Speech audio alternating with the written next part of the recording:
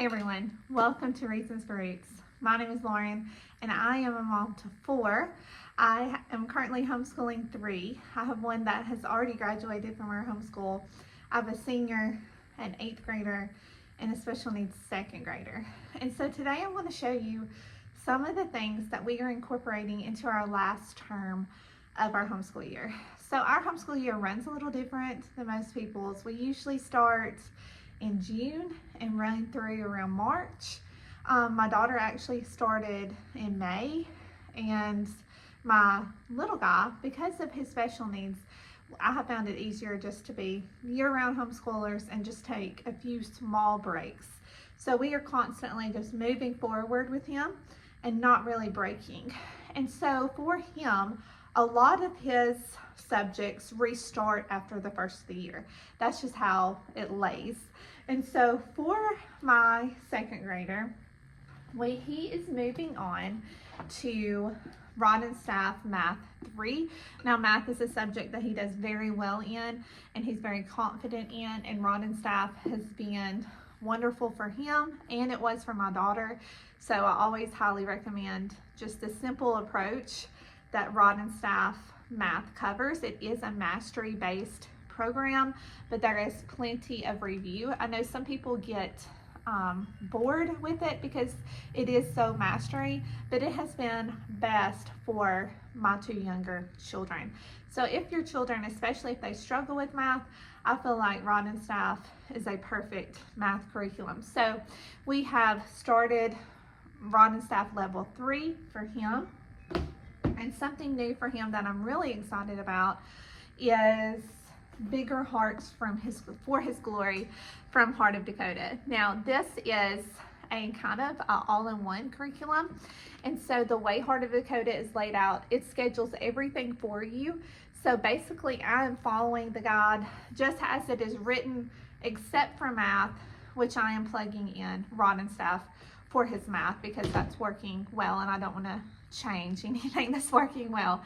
And so the Heart of Dakota is a Charlotte Mason inspired curriculum.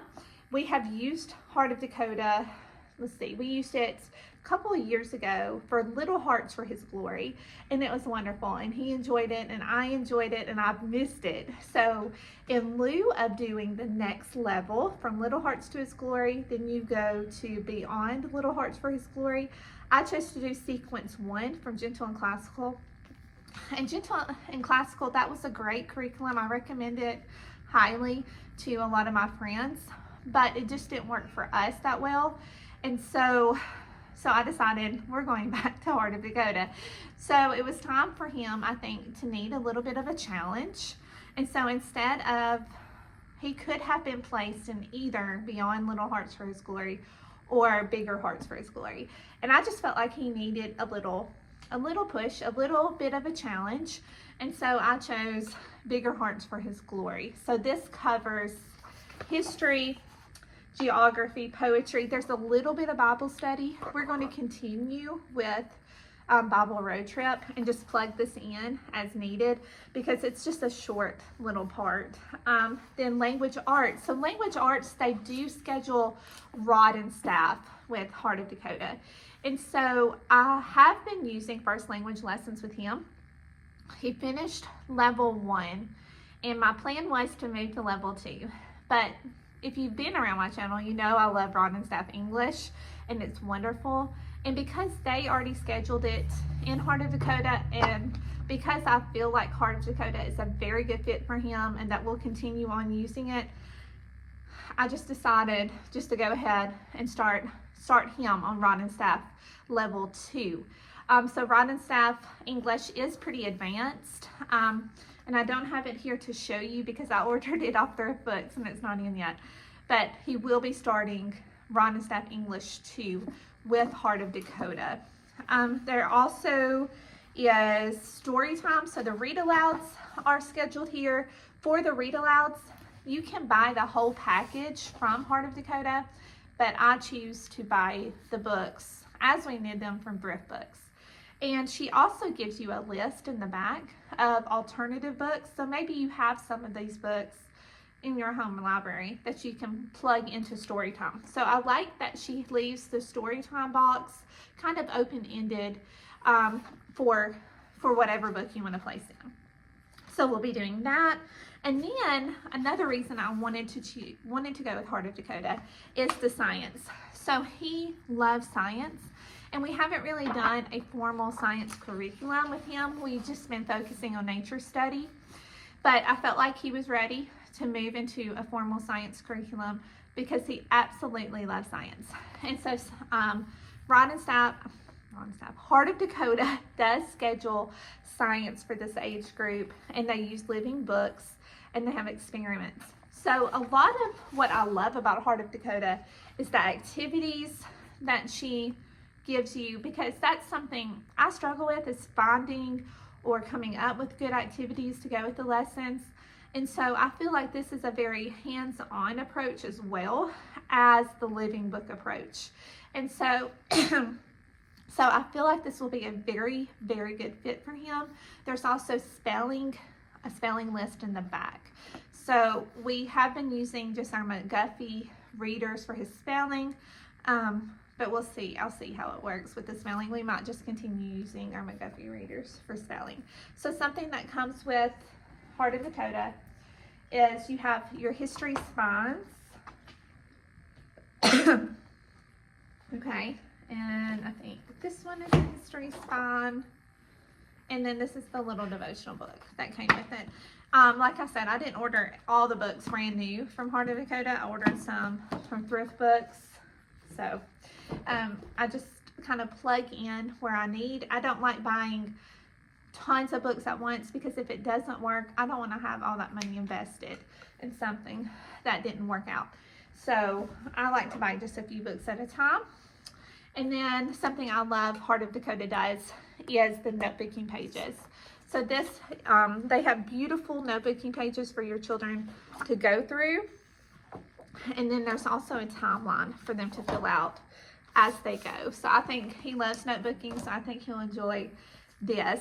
And my daughter actually has completed a couple of levels of Heart of Dakota, and going back and looking at notebooks is so fun. So I believe this is the first year that they start incorporating the notebooking is in Bigger Hearts for His Glory.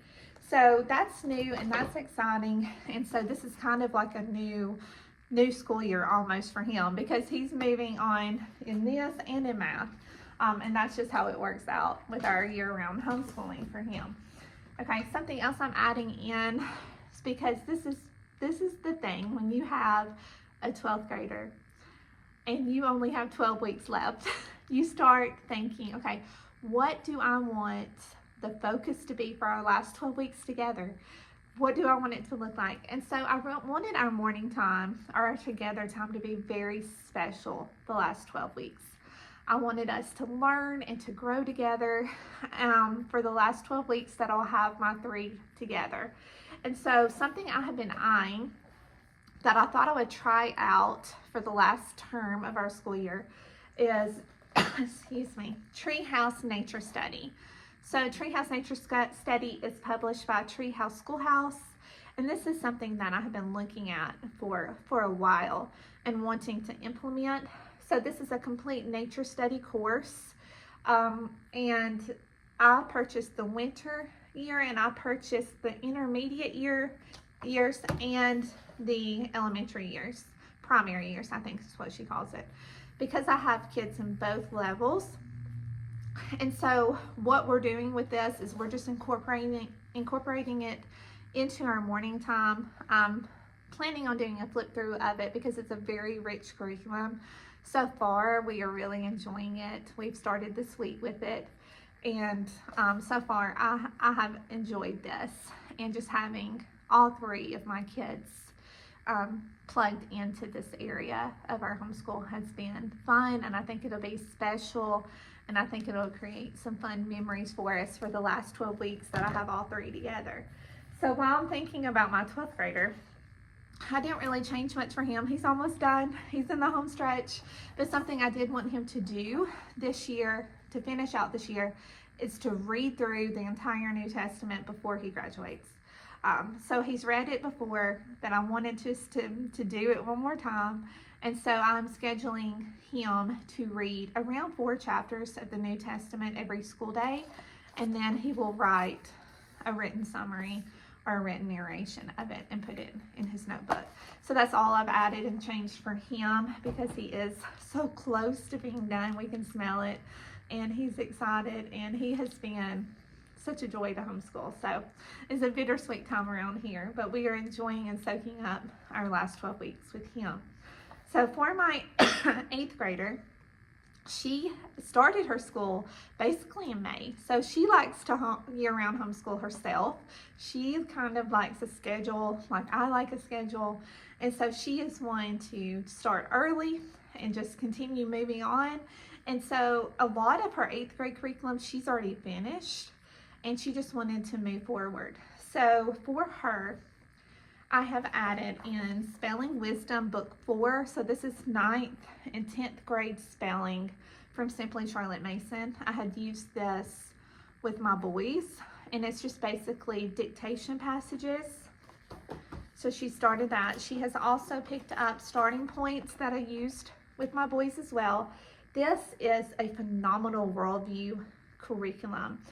So we're not using every single aspect of it, but she's reading through the Narnia series right now, and she's looking at it through a biblical worldview, and it teaches you how to break down literature through a biblical worldview. And so she's reading through the Narnia series. I think they move into like Frankenstein and Dr. Jekyll and Mr. Hyde next, and she'll apply what she has learned there as well. And so this is just a great curriculum, and so she's using bits and pieces of starting points from Cornerstone. And then for her science, she decided to move forward and do the general science through master books. So I already had this is something that my boys had used, and so she's already completed the first book of the series, and now she has started the astronomy book. So this is just a general science course, and I will say that science is not her favorite subject. It is one that we kind of struggle to find, an interest in. It's just, she's more artsy. She likes the beauty subject. She loves literature, that kind of thing. So science and math aren't her favorite, but this science program, I have found that she is engaged with it. She is actually talking about it, just in general conversation. She'll bring it up. So I find that she has really enjoyed the general science course from Master Books. So it has 4 books in the series, and she is on book 2. And what I have her do is basically read the assignment, and then she'll notebook a page from it. She likes to draw, like she actually watercolored this picture here and then wrote her narration out. They do come with worksheets if that's more your style. My boys actually did the worksheets, but with her, we've grown in our notebooking journey, and I just felt like that was a better fit for her. So she is notebooking and then writing a narration of what she reads. These are beautiful books, and I highly recommend the general science course from Master Books. So that is it. That is some of our new goodies we're incorporating, some things we're kind of pulling in and tweaking because we have 12 weeks left in our homeschool. And so we are in our last term. We see the home stretch, and we're just tweaking just a few things. But like I said, with my youngest child, we just continue moving on. We might take a week break here and there. We like to do a lot of Sabbath schooling with him, and even my 8th grader, where we just take a week off every 7th week. But it just depends on how we're rolling. So this is what we have. If you have any questions, if you would like to see like a flip through of something in particular that I showed you, just let me know in the comments below.